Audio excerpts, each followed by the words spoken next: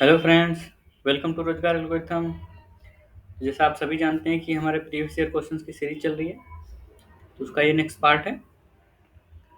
तो वीडियो में आगे बढ़ने से पहले अगर आप इस चैनल पे नए हैं तो चैनल को सब्सक्राइब करें। अगर ये वीडियो पसंद आए तो वीडियो को लाइक ज़रूर करें। चलते हैं, हमारे पिछले पार्ट में क्वेश्चन नंबर 35 तक हो गया था। 36 से स्टार्ट करते हैं। महात्मा गांधी ने सर्वप्रथम किस आंदोलन में भाग लिया? ये बहुत ही इंपॉर्टेंट क्वेश्चन है, तो इसको आप ध्यान से देखिएगा। Option A Kheda, B Champaran, C Bardoli, D Baroda. तो इसका हो जाएगा option number B Champaran, Bihar का। आपको पता है। चलते हैं, व्याख्या देख लेते हैं। ये आप जरूर ध्यान रखेंगे, बहुत बार एग्जाम में पूछा जाता है। 1915 ईस्वी में दक्षिण अफ्रीका से भारत वापस आने के पश्चात गांधी जी ने राजकुमार शुक्ल के आमंत्रण पर सबसे पहले 1917 में बिहार में चंपारण आंदोलन का नेतृत्व किया। चंपारण आंदोलन नीलहे किसानों की समस्या से संबंधित था। तो वही है, तीन कठिया प्रणाली थी, उसी को रोकने के लिए हुआ था। तो आप ध्यान में रखेंगे, पिछले पार्ट में हम ये सब देख चुके हैं। अगर आपने पिछला वीडियो नहीं देखा है तो प्लीज़ आप जाएँ और पिछला वीडियो देखें। और अगर आपने स्टार्टिंग से नहीं देखा है तो हमने एक पूरी सीरीज बना रखी है पूरी हिस्ट्री की, आप स्टार्टिंग से देख सकते हैं। चलते हैं इस क्वेश्चन पे। महाराष्ट्र में रामोसी कृषक जत्था किसने स्थापित किया था? ए न्यायमूर्ति Ranade, B Gopal Krishna Gokhale, C Vasudev Balwant Phadke, D Jyotiba Phule. तो हो जाएगा option number C Vasudev Balwant Phadke. व्याख्या देख लेते हैं। महाराष्ट्र में रामोसी कृषक जत्था को वासुदेव बलवंत फड़के ने 1879 ईस्वी में स्थापित किया। रामोसी किसानों ने जमींदारों के अत्याचार के विरुद्ध विद्रोह किया। ज्योतिबा फुले द्वारा गुलामगिरी नामक प्रसिद्ध पुस्तक का लेखन 1872 ईस्वी में किया गया। इन्होंने वर्ष 1873 में सत्य शोधक समाज की स्थापना की थी। चलते हैं इस क्वेश्चन पे। अवध के एका आंदोलन का उद्देश्य क्या था? सरकार को लगान देना बंद करना, बी जमींदारों के अधिकारियों की रक्षा करना, सी सत्याग्रह की समाप्ति, डी खरीफ और रबी के समय सरकार को लगान बराबर देना।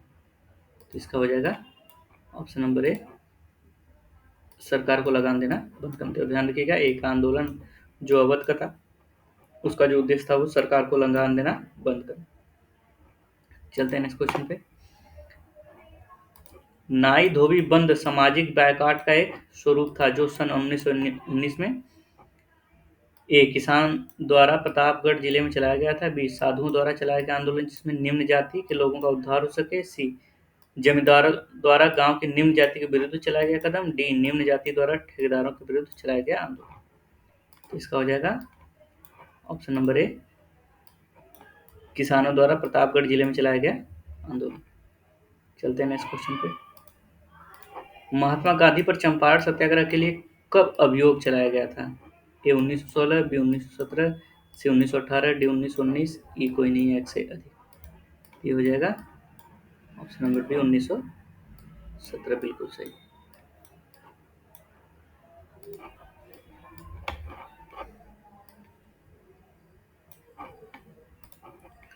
व्याख्या देख लेते हैं। गांधी जी ने 1917 में चंपारण सत्याग्रह शुरू किया। चंपारण सत्याग्रह के सफल नेतृत्व के बाद ही रविंद्रनाथ टैगोर ने गांधी जी को पहली बार महात्मा कहा था। तो ये भी ध्यान में रखिएगा कि जो गांधी जी उनको महात्मा को उपाधि कौन दिया था, तो वो कौन दिया था? रविंद्रनाथ टैगोर जी ने दिया था। तो ये आप ध्यान रखिए, बहुत बार क्वेश्चन पूछा जाता है ये। चलते हैं इस क्वेश्चन पे। चंपारण नील आंदोलन का राष्ट्रीय नेता कौन थे? ए महात्मा गांधी, बी बिरसा मुंडा, सी बाबा रामचंद्र, डी राम सिंह। तो इसका हो जाएगा option number A, Mahatma Gandhi. हम सभी जानते हैं। चलते हैं नेक्स्ट क्वेश्चन पे।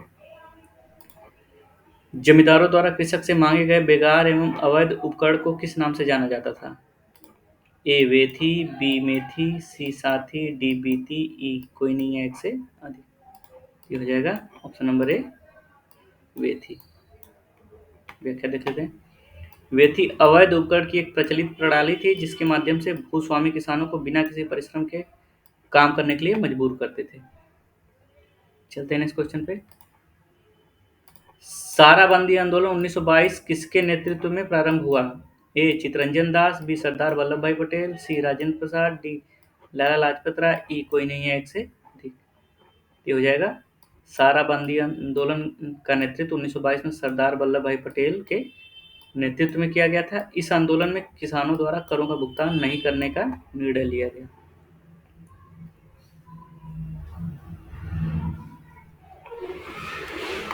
चलते हैं नेक्स्ट पार्ट पे, कांग्रेस की पूर्ववर्ती संस्थाएं। पहला क्वेश्चन इसका देखते हैं।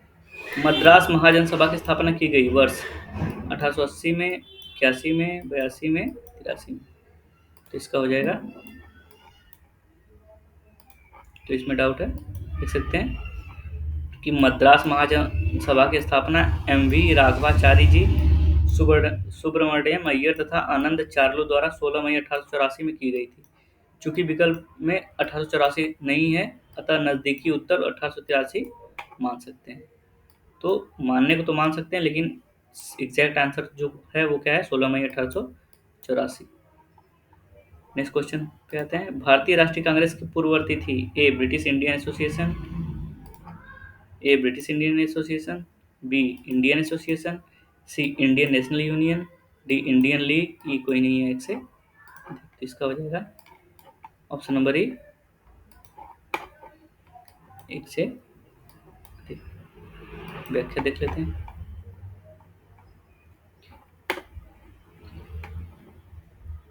पहला, British Indian association 1851, Indian association 1876, Indian National union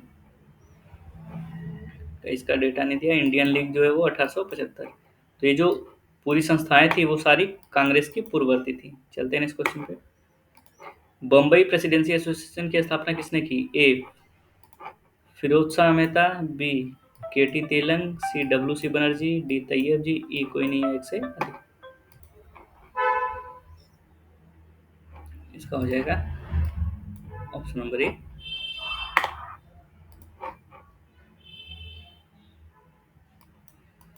व्याख्या देख लेते हैं। बम्बई प्रेसिडेंसी एसोसिएशन की स्थापना 1885 ईस्वी में बम्बई के 4 बड़े नेताओं फिरोज शाह मेहता, बदरुद्दीन तैयब, के.टी. तेलंग और काशीनाथ त्र्यंबक के प्रयासों से हुई। इसके पहले अध्यक्ष जमशेद जी जीजी भाई बनाए गए। लोगों में राजनीतिक विचारों का प्रचार प्रसार करना इसका मुख्य उद्देश्य था। बम्बई प्रेसिडेंसी एसोसिएशन को पहले बॉम्बे एसोसिएशन के नाम से जाना जाता था, जिसकी स्थापना 1852 में हुई थी। चलते हैं क्वेश्चन नंबर 4 पे। इंडियन एसोसिएशन ने किसका गठन करके राष्ट्रीय चेतना बढ़ाने में महत्वपूर्ण भूमिका अदा की? A Indian National Congress, B Bengal British Indian Society, C Indian National Conference, D British India Association. ये हो जाएगा option number C, Indian National Conference. व्याख्या देख लेते हैं। 26 जुलाई 1876 ईस्वी को सुरेंद्र नाथ बनर्जी तथा आनंद मोहन बोस ने इंडियन एसोसिएशन की स्थापना की। 1863 में कोलकाता में इंडियन एसोसिएशन ने नेशनल कांग्रेस कॉन्फ्रेंस नामक एक अन्य अखिल भारतीय संगठन का सम्मेलन आयोजित किया। दूसरी नेशनल इंडियन कॉन्फ्रेंस कोलकाता में 25 दिसंबर 1885 को हुई, जिसकी अध्यक्षता सुरेंद्र नाथ बनर्जी ने की थी। इस तरह से इंडियन एसोसिएशन ने 1883 से इंडियन नेशनल कांग्रेस का आयोजन करके राष्ट्रीय चेतना जगाने का कार्य किया। चलते हैं नेक्स्ट क्वेश्चन पे। इंडियन एसोसिएशन का नेतृत्व किसने किया था? A Surendra Nath Banerjee, B Anand Mohan Bose, C Dwarka Nath Ganguly, D R C Dutt, E कोई नहीं है एक से अधिक। हो जाएगा ऑप्शन नंबर ए, एक से अधिक, जिसमें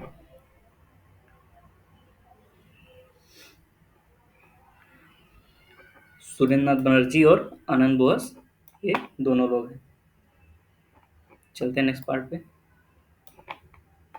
भारतीय राष्ट्रीय कांग्रेस बहुत ही इंपॉर्टेंट है, बहुत क्वेश्चन पूछे जाते हैं, इसको ध्यान से देखिएगा। 1906 में आयोजित भारतीय राष्ट्रीय कांग्रेस के कलकत्ता अधिवेशन में भारत के लिए स्वराज का झंडा किसके द्वारा फहराया गया था? ए जी के गोखले, बी एओ ह्यूम, सी दादा भाई नौरोजी, डी एक से अधिक, ई कोई नहीं। ये हो जाएगा ऑप्शन नंबर सी, दादा भाई नौरोजी। चलते हैं नेक्स्ट क्वेश्चन पे। 1918 में मोंटफोर्ट सुधारों पर कांग्रेस ने एक महत्वपूर्ण रुख अपनाया, जिसके कारण पुराने उदारवादी अवशेष सप्रू, जयकर और चिंतामणि टूट गए, जिन्होंने गठन किया। ए इंडियन नेशनल लिबरल फेडरेशन का, बी भारत सेवक समाज का, सी स्वराज पार्टी का, ई एक से अधिक, डी कोई नहीं। तो इसका हो जाएगा option number A, Indian national liberal federation. व्याख्या देख लेते हैं। 8 जुलाई 1918 ईस्वी को मॉन्टेक्यू चेम्सफोर्ड रिपोर्ट प्रकाशित हुई, जिसमें कहा गया था कि ब्रिटिश शासन का लक्ष्य स्वशासित संस्थाओं का क्रमिक विकास करना है। कांग्रेस ने इसे असंतोषजनक एवं निराशापूर्ण माना। 17 अगस्त 1918 को सुरेंद्रनाथ बनर्जी के नेतृत्व में नरमपंथी नेताओं तेज बहादुर सप्रू, एम आर जयकर और चिंतामणि ने रिपोर्ट का स्वागत किया और कांग्रेस से अलग होकर राष्ट्रीय उदारवादी संघ नेशनल लिबरल लीग का गठन किया, जो बाद में अखिल भारतीय उदारवादी संघ इंडियन नेशनल लिबरल फेडरेशन के रूप में प्रसिद्ध हुआ। उदारवादियों ने मोंटफोर्ट घोषणा को भारत का मैग्ना कार्टा कहा था, तो ये भी ध्यान रखिएगा, भारत का मैग्ना कार्टा कहा जाता किसको? मॉन्टेक्यू चेम्सफोर्ड रिपोर्ट को। नेक्स्ट क्वेश्चन पे आते हैं। कांग्रेस में उदारवादी पर आक्षेप पर सुरक्षित वाल्व सिद्धांत का किसने प्रयोग किया? A W C Banerjee, B Lala Lajpat Rai, C Rajni Palme Dutt, D William Wedderburn, E कोई नहीं है एक से अधिक। हो जाएगा option number B Lala Lajpat Rai. व्याख्या देख लेते हैं। लाला लाजपत राय ने यंग इंडिया में प्रकाशित एक लेख द्वारा कांग्रेस में उदारवादी पर आक्षेप लगाते हुए कहा कि 1885 में एओ ह्यूम द्वारा कांग्रेस की स्थापना सुरक्षित वाल्व सिद्धांत सेफ्टी वाल्व थ्योरी के तहत की गई थी। चलते हैं नेक्स्ट क्वेश्चन पे। किसकी अध्यक्षता के अंतर्गत मार्च 1940 में रामगढ़ में भारतीय राष्ट्रीय कांग्रेस का 53वां अधिवेशन हुआ? ए जवाहरलाल नेहरू, बी राजेंद्र प्रसाद, सी मौलाना अबुल कलाम आजाद, डी सरदार पटेल, ही कोई नहीं है एक से अधिक। तो हो जाएगा ऑप्शन नंबर सी मौलाना अबुल कलाम आजाद। व्याख्या देख लेते हैं। कांग्रेस के 53वें अधिवेशन का आयोजन दामोदर नदी के तट पर रामगढ़ रांची में 1940 में किया गया, जिसकी अध्यक्षता मौलाना अबुल कलाम आजाद ने की थी, जो 1940 से 45 के दौरान अध्यक्ष पद पर बने रहे। चलते हैं नेक्स्ट क्वेश्चन पे। भारतीय राष्ट्रीय कांग्रेस ने किस सत्र में पूर्ण स्वाधीनता का प्रस्ताव पारित किया था? ए 1920 में नागपुर, बी 1924 बेलगांव, सी 1929 लाहौर, डी 1931 कराची, ई कोई नहीं है ऐसे अधिक। हो जाएगा ऑप्शन नंबर सी 1929 लाहौर। व्याख्या देख लेते हैं। जवाहरलाल नेहरू की अध्यक्षता में दिसंबर 1929 में भारतीय राष्ट्रीय कांग्रेस का वार्षिक अधिवेशन तत्कालीन पंजाब प्रांत की राजधानी लाहौर में हुआ। इसी ऐतिहासिक अधिवेशन में कांग्रेस ने पूर्ण स्वराज का घोषणा पत्र तैयार किया तथा इसे कांग्रेस का मुख्य लक्ष्य घोषित किया। जवाहरलाल नेहरू को अध्यक्ष बनाने में गांधी जी ने निर्णायक भूमिका निभाई। चलते हैं इस क्वेश्चन पे। भारतीय राष्ट्रीय कांग्रेस की प्रथम महिला अध्यक्ष कौन थी? A Sarojini Naidu, B Annie Besant, C Kasturba Gandhi, D Aruna Asaf Ali, E कोई नहीं है एक से अधिक। हो जाएगा option number B Annie Besant. तो आप ध्यान में रखिएगा, ये बहुत बार क्वेश्चन पूछता है कि भारतीय राष्ट्रीय कांग्रेस की प्रथम महिला अध्यक्ष एनी बेसेंट थी। अगर यहीं पे इंडियन पूछ लेता तो इंडियन में हम किसको मारते हैं? सरोजनी नायडू को। लेकिन अगर बस प्रथम लिखा है ओनली तो हम एनी बेसेंट को मारेंगे। नेक्स्ट क्वेश्चन देखते हैं, इसकी व्याख्या देख लेते हैं। एनी बेसेंट भारतीय राष्ट्रीय कांग्रेस की पहली महिला अध्यक्ष थी। इन्होंने 1917 ईस्वी में कलकत्ता में कांग्रेस के 32वें अधिवेशन की अध्यक्षता की। सरोजनी नायडू 1925 में कानपुर अधिवेशन की अध्यक्षता करने वाली प्रथम भारतीय महिला थी। ज्ञात हो कि भारतीय राष्ट्रीय कांग्रेस की स्थापना एओ ह्यूम द्वारा 28 दिसंबर 1850 ईस्वी को बम्बई स्थित गोकुल दास तेजपाल संस्कृत कॉलेज में हुआ था। इसके पहले अध्यक्ष डब्ल्यू.सी. बनर्जी थे। चलते हैं इस क्वेश्चन पे। भारतीय राष्ट्रीय कांग्रेस के 1922 ईस्वी में आयोजित गया अधिवेशन के अध्यक्ष कौन थे? ए चितरंजन दास, बी हकीम अजमल खां, सी महात्मा गांधी, डी अबुल कलाम आजादी। इसका हो जाएगा ऑप्शन नंबर ए चितरंजन दास। चलते हैं इस क्वेश्चन पे।